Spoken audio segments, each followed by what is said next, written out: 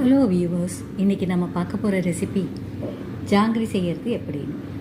இதுக்கு தேவையான பொருட்கள் என்னென்ன பார்த்தீங்கன்னா, உளுத்தம்பருப்பு 2 கப்பு, சர்க்கரை 2 கப்பு, தண்ணீர் 1 கப்பு, கேசரி கலர் பவுடர் இருந்தால் அது ஒரு 2 சிட்டிகை எடுத்து வச்சுக்கோங்க. ஜாங்கிரி புழியறதுக்கு பால் கவரே போதும்.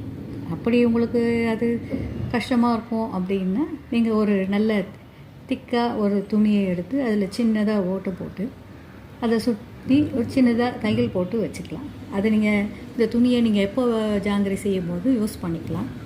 அப்படி இல்லைன்னா பால் கவரையை நல்லா கழுவிட்டு அது ஒரு முனையில் வந்து சின்னதாக கட் பண்ணி ஜாங்கிரியை புழியிற அளவுக்கு இருந்தால் போதும். அந்த ஓட்டை நீங்கள் அதையே கூட புழியறதுக்கு யூஸ் பண்ணிக்கலாம். அதுக்கு என்ன எப்படி முதல்ல செய்யலான்னு பார்க்கலாம். உளுத்தம்பருப்பை வந்து ஒரு 4 மணி நேரம் நல்லா ஊற வச்சுடுங்க. அப்புறம் நல்லா கழுவிட்டு வடைக்கு அரைக்கிறது மாதிரி நல்லா நைஸாக அரைச்சிக்கணும்.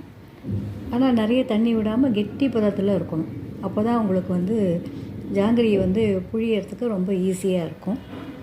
அந்த அரைக்கும் போதே அந்த மாவில் கொஞ்சம் கேசரி கலரும் கலந்துட்டிங்கன்னா அது ஒரே மாதிரி ஈவனாக அதில் நல்லா கலந்துடும்.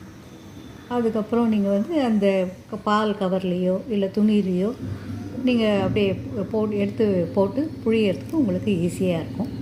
ஒரு வானிலையில் எண்ணெயை வச்சு அதை நல்லா காஞ்சதும் இந்த மாவுலேருந்து கொஞ்சம் எடுத்து அதில் போட்டு நீங்கள் அப்படியே டைரெக்டாக கடாயிலேயே அப்படியே புழிஞ்சிடலாம். அது ரொம்ப ஈஸியாக இருக்கும் உங்களுக்கு. அதனால் அது மாதிரி போட்டு புழிஞ்சு எடுத்து முதல்ல தனியாக எடுத்து வச்சுக்கோங்க. எல்லாத்தையும் அதே மாதிரி செய்து முடித்த பிறகு ஒரு பாத்திரத்தில் சர்க்கரையும் தண்ணீரையும் ஒன்றா சேர்த்து நல்லா கொதிக்க வைங்க.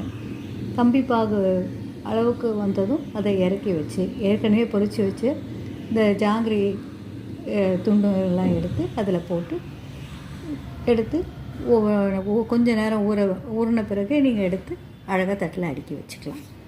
இது ரொம்ப ஈஸியான மெத்தடு. உங்களுக்கு வந்து ரொம்ப சுலபமாக சீக்கிரமே செய்யக்கூடிய ஒரு ஸ்வீட் தான் இது. ட்ரை பண்ணி பாருங்கள். தேங்க்யூ.